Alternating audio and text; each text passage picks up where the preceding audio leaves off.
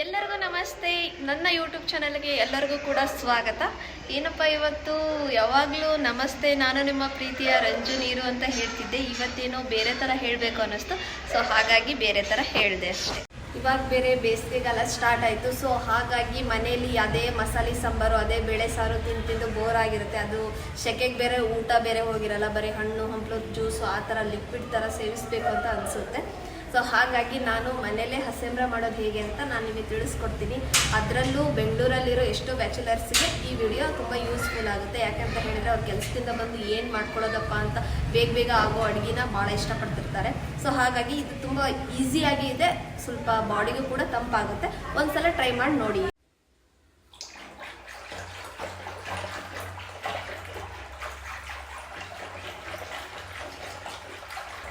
ನಾನು ಮೊಸರು ಪ್ಯಾಕೆಟ್ ತೊಗೊಂಬಂದು ಮಜ್ಜಿಗೆ ಕಲಿತಾ ಇದ್ದೀನಿ. ಅದನ್ನೇ ಮೊಸರಲ್ಲೇ ಮಜ್ಜಿಗೆ ಮಾಡಿದ್ದೀನಿ.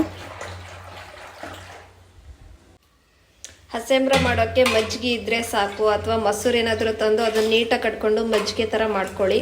ಸೊ ಮಂದಕ್ಕೆ ಬೇಕಂದರೆ ಮಂದಕ್ಕೆ ಮಾಡ್ಕೊಳ್ಳಿ. ಸ್ವಲ್ಪ ನಾನು ನೀರು ಥರನೇ ಮಾಡ್ಕೊಂಡಿದ್ದೀನಿ. ಇವಾಗ ಹಸೆಂಬ್ರಿಗೆ ಬೇಕಾಗಿರೋ ಮಸಾಲೆ ನಾನು ರೆಡಿ ಮಾಡ್ಕೊಂಡಿದ್ದೀನಿ. 4 ಹಸಿಮೆಣ್ಸಿಕಾಯಿ ತೊಗೊಂಡಿದ್ದೀನಿ, ಹಾಗೆ ಬೆಳ್ಳುಳ್ಳಿ ತೊಗೊಂಡಿದ್ದೀನಿ, ಒಂದು 3 ಪೀಸ್ ಮಾತ್ರ ಈರುಳ್ಳಿ ತೊಗೊಂಡಿದ್ದೀನಿ, ಹಾಗೆ ಕೊತ್ತಂಬರಿ ಕರಿಬೇವು ಎಲ್ಲ ತೊಗೊಂಡಿದ್ದೀನಿ. ಶುಂಠಿ ಬೇಕಾದರೆ ಆ್ಯಡ್ ಮಾಡ್ಕೊಳ್ಳಿ, ಚೆನ್ನಾಗಾಗುತ್ತೆ. ನನಗೆ ಶುಂಠಿ ಫ್ಲೇವರ್ ಇಷ್ಟ ಆಗಲ್ಲ, ಸೊ ಹಾಗಾಗಿ ನಾನು ಅದನ್ನ ಸ್ಕಿಪ್ ಮಾಡಿದ್ದೀನಿ.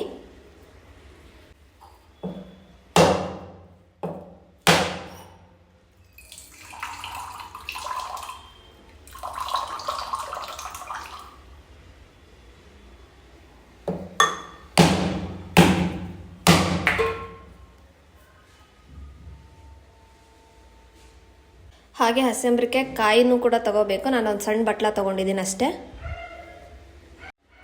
ಕೊಬ್ಬರಿನೂ ಹಾಕಿದರೆ ಟೇಸ್ಟ್ ತುಂಬ ಚೆನ್ನಾಗಿ ಬರುತ್ತೆ, ಹಾಗಾಗಿ ಕೊಬ್ಬರಿ ಕೂಡ ಹಾಕ್ತಾ ಇದ್ದೀನಿ. ನೋಡಿ, ಈ ಥರ ಸಣ್ಣ ಪೀಸ್ ಕಟ್ ಮಾಡಿಕೊಂಡು ಮಸಾಲೆಗೆ ಆ್ಯಡ್ ಮಾಡ್ಕೊಳ್ಳಿ. ಸೊ ಇವನ್ನ ತಗೊಂಡಿರೋ ಮಸಾಲೆನ ಮಿಕ್ಸಿ ಜಾರಿಗೆ ಹಾಕ್ತಾ ಇದ್ದೀನಿ.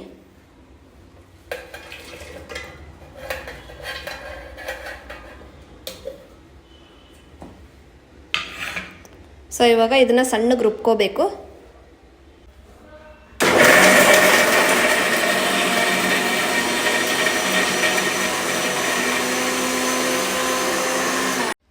ಸ್ವಲ್ಪ ನೀರು ಕೂಡ ಆ್ಯಡ್ ಮಾಡ್ಕೊತಾ ಇದ್ದೀನಿ.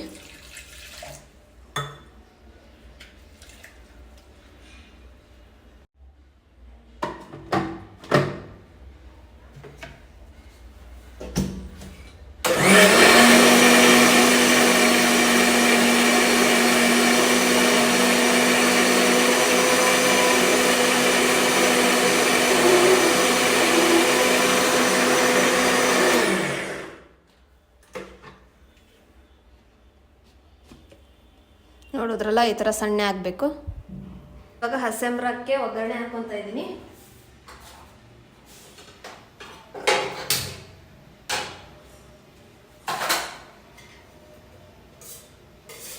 ತುಪ್ಪ ಇದ್ರೆ ತುಪ್ಪ ಕೂಡ ಆ್ಯಡ್ ಮಾಡ್ಕೋಬೋದು. ನಾನು ಸ್ವಲ್ಪ ಎಣ್ಣೆ ಹಾಕ್ಕೊತಾ ಇದ್ದೀನಿ ಒಗ್ಗರಣೆಗೆ.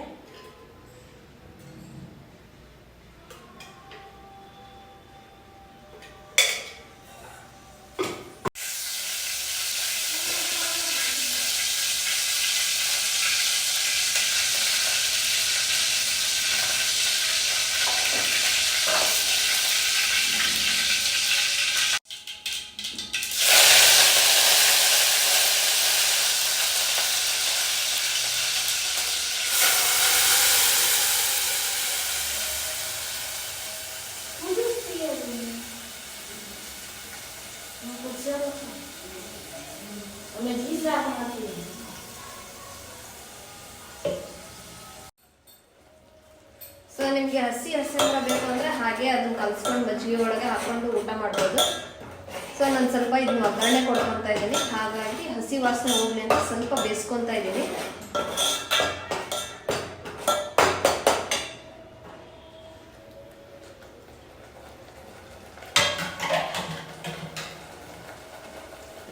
ಸ್ವಲ್ಪ ಹಸಿ ವಾಸನೆ ಹೋದ ತಕ್ಷಣ ಸೊ ಮಜ್ಜಿಗೆ ಇಟ್ಕೊಂಡಿದ್ವಲ್ಲ, ಸೊ ಇದನ್ನ ಇವಾಗ ಮಜ್ಜಿಗೆ ಹಾಕ್ತಾ ಇದ್ದೀನಿ ಅಷ್ಟೇ. ಅದಕ್ಕೆ ಸೊ ಮಜ್ಜಿಗೆ ಹಾಕಿ ಆಫ್ ಮಾಡಿಬಿಡ್ತೀನಿ. ನಿಮಗೆ ಟೇಸ್ಟಿಗೆ ಎಷ್ಟು ಉಪ್ಪು ಬೇಕೋ ಅಷ್ಟು ಹಾಕೋಬೋದು.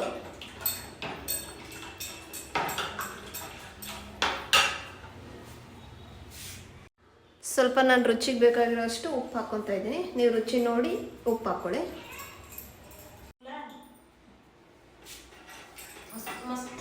ಇವಾಗ ನಾನು ಟೇಸ್ಟ್ ಮಾಡಿಬಿಟ್ಟು ನಿಮಗೆ ಹೇಗಿದೆ ಅಂತ ಹೇಳ್ತೀನಿ. ತುಂಬ ಚೆನ್ನಾಗೇ ಇರುತ್ತೆ, ಯಾಕಂದರೆ ಕೊಬ್ಬರಿ ಎಲ್ಲ ಹಾಕಿರ್ತೀವಲ್ವ, ಚೆನ್ನಾಗೇ ಬಂದಿರುತ್ತೆ. ಸೂಪರ್ ಆಗಿದೆ. ನೀವು ಕೂಡ ಮನೇಲಿ ಟ್ರೈ ಮಾಡಿ. ಸೊ ನೋಡಿದ್ರಲ್ಲ ಯಾವ ಥರ ಹಸೆಂಬ್ರ ಮಾಡೋದು ಅಂತ. ತುಂಬ ಈಸಿಯಾಗಿದೆ. ನೀವು ಕೂಡ ಟ್ರೈ ಮಾಡಿ. ಹೇಗಿದೆ ಅಂತ ಕಮೆಂಟ್ ಮೂಲಕ ತಿಳಿಸಿ. ಇಷ್ಟ ತನಕ ನಾನು ವಿಡಿಯೋ ನೋಡೋದಕ್ಕೆ ಎಲ್ಲರಿಗೂ ಕೂಡ ಧನ್ಯವಾದಗಳು. ಹೀಗೆ ಸಪೋರ್ಟ್ ಮಾಡಿ.